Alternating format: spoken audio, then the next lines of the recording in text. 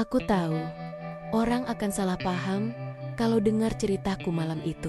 Tapi yang sebenarnya terjadi, cuman antara aku dan dia yang tahu. Assalamualaikum warahmatullahi wabarakatuh. Halo teman-teman semua.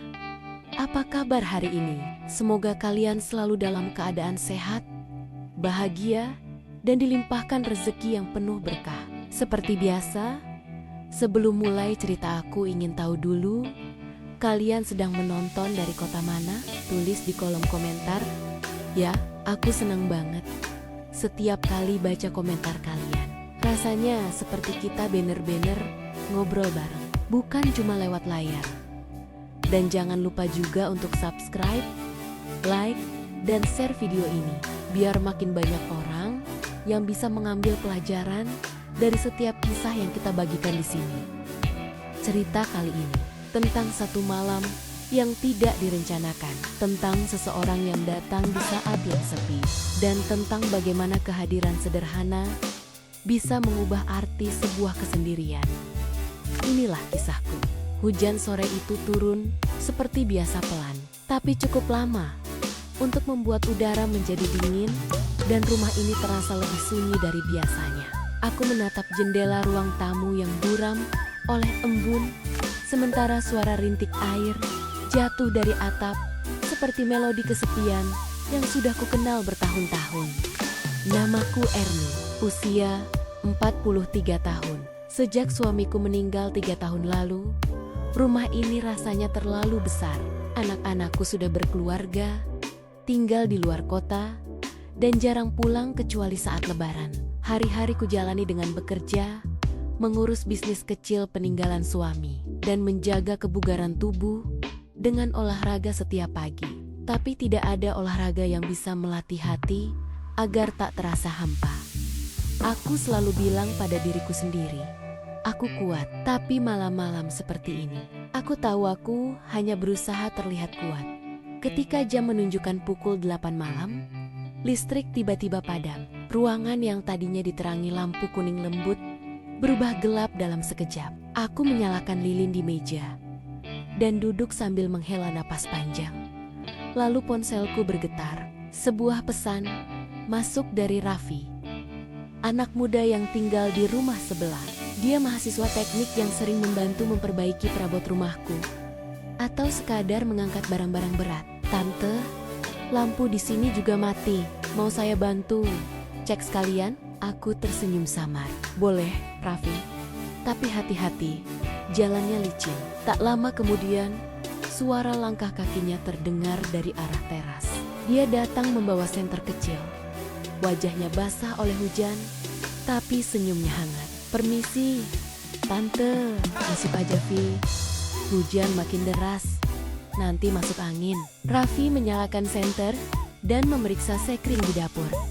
Sementara aku menunggu di ruang tamu. Entah kenapa, kehadirannya membuat rumah ini terasa sedikit lebih hidup. Bukan karena apa-apa, tapi karena sudah lama tidak ada suara lain selain suaraku sendiri di dalam rumah ini. Kayaknya trafo di tiang jalan, Tan. Mati satu blok, katanya sambil menutup panel listrik. Oh, begitu. Ya udah, makasih ya. Mau teh hangat? Boleh deh, Tante. Aku berjalan ke dapur, menyiapkan 2 cangkir teh. Saat ku bawa ke ruang tamu, Raffi sudah duduk di kursi, mengusap rambutnya dengan handuk kecil dari tasku. Kami minum dalam diam, ditemani suara hujan dan cahaya lilin yang bergoyang pelan. Tante, gak takut sendirian? Dulu, iya. Sekarang, udah biasa. Tapi, kadang, sepi itu tetap berat, Vi. Raffi menatapku, lalu tersenyum kecil. Kalau gitu malam ini, Tante gak usah sendirian. Aku tertawa pelan. Maksudnya, kamu mau nemenin Tante begadang? Gitu? Iya. Kan gak bisa apa-apa juga di luar. Sampai listrik nyala aja, Tan. Aku mengangguk pelan. Di luar, hujan makin deras. Cahaya lilin memantulkan bayangan kami di dinding. 2 orang yang berbeda usia, tapi soma-soma sedang melawan sunyi. Dan untuk pertama kalinya dalam waktu yang lama, Aku tidak merasa sendirian di rumah ini. Aku tak tahu sudah berapa lama kami duduk di ruang tamu itu.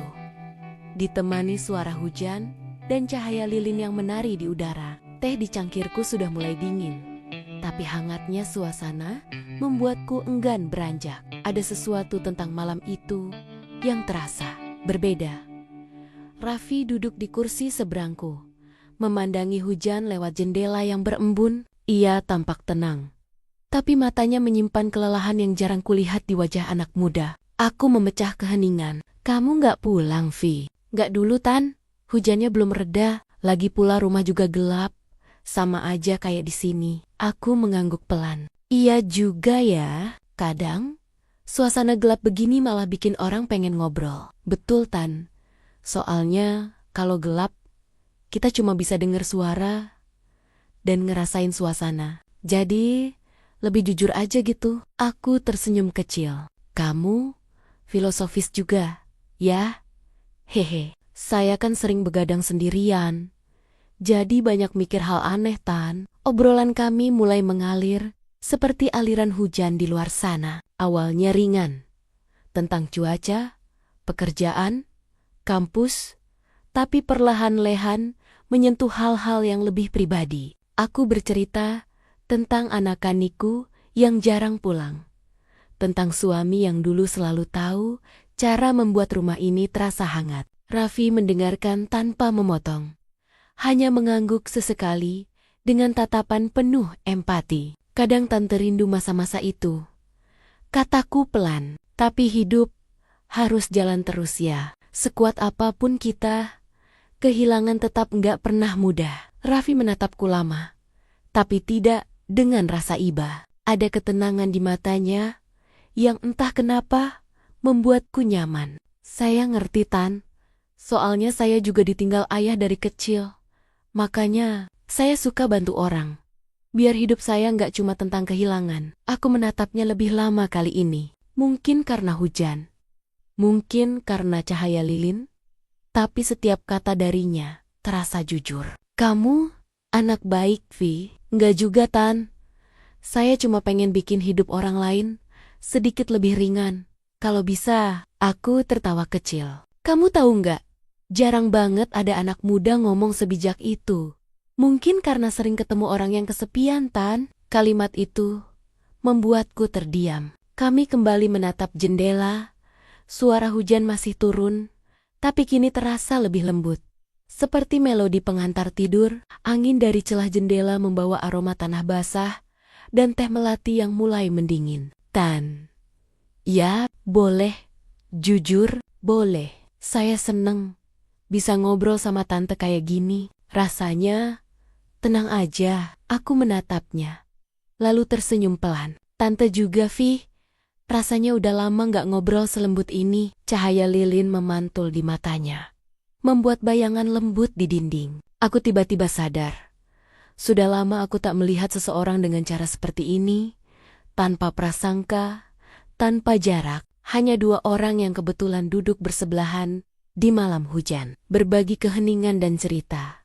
Di luar, petir menyambar sekali. Lalu hening kembali. Aku tersadar.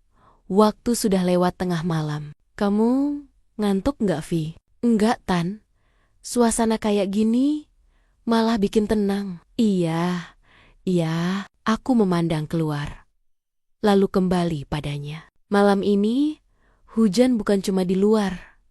Maksudnya, Tan, hati Tante juga lagi hujan. Tapi ada kamu di sini. Jadi nggak dingin. Raffi tersenyum, dan kami sama-sama terdiam. Mungkin tak semua pertemuan butuh arti, tapi malam itu aku tahu. Ada sesuatu yang tumbuh dalam diam. Sesuatu yang menenangkan, tapi membuat jantung berdebar sedikit lebih cepat.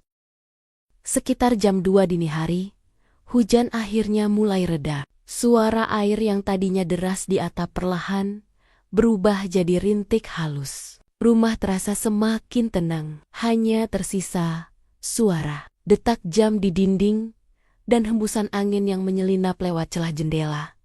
Aku masih duduk di kursi ruang tamu. Sementara Raffi menatap sisa lilin yang nyaris habis. Cahaya kecil itu membuat wajahnya tampak hangat, tapi juga samar, seperti seseorang yang ada di ambang mimpi dan kenyataan. "Udah reda, Tan?"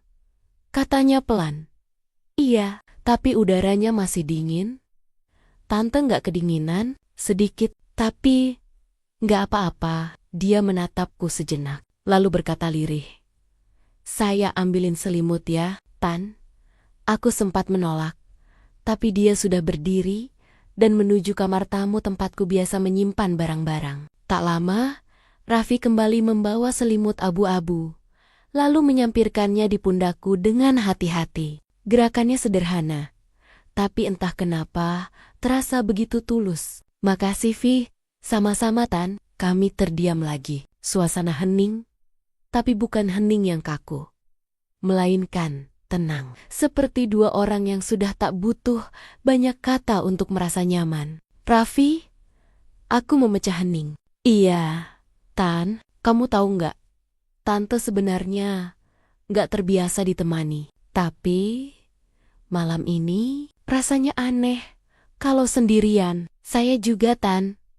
Biasanya saya cuma dengar suara hujan dari kamar kontrakan. Tapi malam ini rasanya kayak hujan nggak sendirian." Aku tersenyum pelan. Cahaya lilin makin mengecil. Tapi percakapan kami justru makin dalam. Kami bicara tentang masa depan, tentang rencana, tentang hal-hal kecil yang sering dilupakan orang dewasa. "Kadang tante iri sama anak muda," ujarku. "Masih punya waktu buat mulai dari awal. Masih bisa salah, masih bisa jatuh cinta." "Jatuh cinta nggak kenal umur, Tan." Kalimat itu membuatku menoleh padanya. Tatapannya jujur, tidak menggoda, tidak berlebihan, hanya tenang. Seperti seseorang yang sedang menyampaikan sesuatu yang benar-benar ia yakini.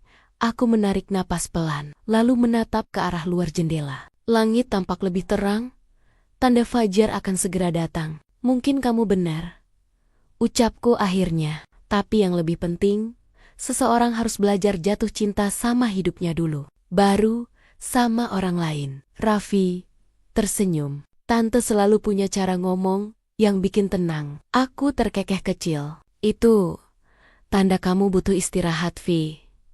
Udah, tidur aja di sofa situ. Nanti kalau lampu nyala, baru pulang."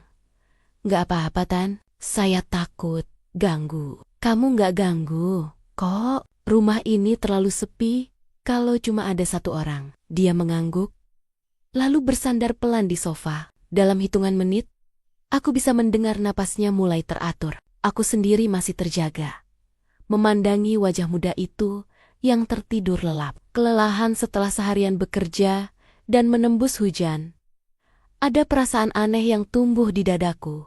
Bukan cinta, bukan pula iba. Lebih seperti rasa tenang, karena tahu masih ada orang baik di dunia ini yang datang tanpa pamrih.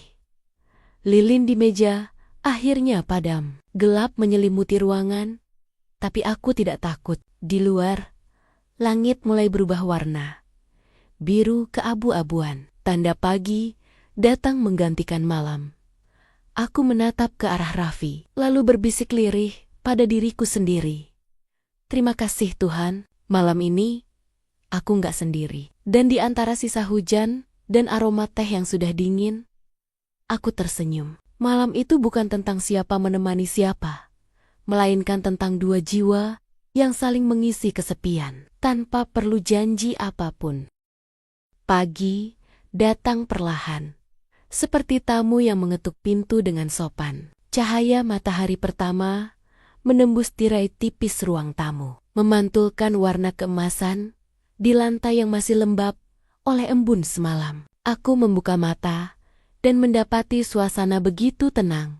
Hanya suara burung dan sisa rintik hujan di luar. Raffi masih tertidur di sofa. Tubuhnya meringkuk di balik selimut yang tadi malam kuberikan. Wajahnya tampak damai, tanpa beban, seperti seseorang yang akhirnya menemukan tempat aman setelah perjalanan panjang. Aku menatapnya beberapa detik, lalu tersenyum kecil. Untuk sesaat, aku lupa rasanya punya seseorang di rumah ini. Sudah bertahan-tahan, Tidak ada suara napas lain yang memenuhi pagi-pagiku. Rasanya aneh tapi hangat. Aku berjalan pelan ke dapur, menyalakan kompor, dan merebus air. Aroma kopi perlahan memenuhi ruangan, bercampur dengan udara pagi yang segar. Dari jendela dapur, sinar matahari mulai menembus awan, menyingkap sisa kabut di halaman depan. "Tante udah bangun?" Suara Raffi terdengar pelan dari ruang tamu. Aku menoleh dan melihatnya berdiri sambil merapikan selimut. "Iya. Kopi mau, Vi?" "Boleh banget, Tan." "Wah, saya malah ketiduran ya." "Nggak apa-apa. Rumah ini udah lama nggak ada yang tidur di ruang tamu. Jadi, rasanya agak beda pagi ini." Raffi tertawa kecil, lalu duduk di kursi makan. Kami menikmati kopi tanpa banyak bicara. Kadang diam bisa jadi bentuk percakapan paling jujur, dan pagi itu, diam kami terasa nyaman. "Tante, nggak kerja hari ini?" "Nggak, dulu. Mau istirahat. Lagi males dandan," jawabku sambil tersenyum. Padahal tante tetap kelihatan rapi walau belum dandan. Aku menatapnya cepat. "Kamu ini ya, bisa aja." "Serius, Tan. Tante tuh kayak kuat, tapi lembut. Kayak pagi ini." Aku tidak menjawab, hanya menatap cangkir kopi dan menghirup aromanya dalam-dalam. Kata-katanya sederhana, tapi mengendap di hati. Sudah lama tak ada yang memuji dengan tulus seperti itu.